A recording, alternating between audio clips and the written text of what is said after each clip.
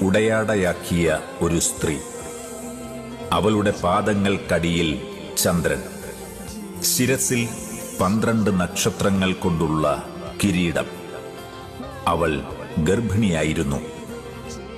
അവൾ ഗർഭിണിയാണെന്നു പറയാൻ കാരണം, പഴയ നിയമത്തിൽ വാഗ്ദാന പേടകത്തിനുള്ളിൽ ദൈവത്തിന്റെ വചനങ്ങൾ കൽപ്പലകകളിലായി ദൈവം നിക്ഷേപിച്ചിരുന്നു എന്നതത്രേ. പുതിയ നിയമത്തിലെത്തിയപ്പോൾ തൽസ്ഥാനത്ത് വാഗ്ദാന പേടകമായ പരിശുദ്ധ അമ്മയുടെ ഉദരത്തിൽ ജീവനുള്ള ദൈവത്തിന്റെ വചനം ദൈവം നിക്ഷേപിച്ചത് മാംസത്തിൽ തന്നെയായിരുന്നു.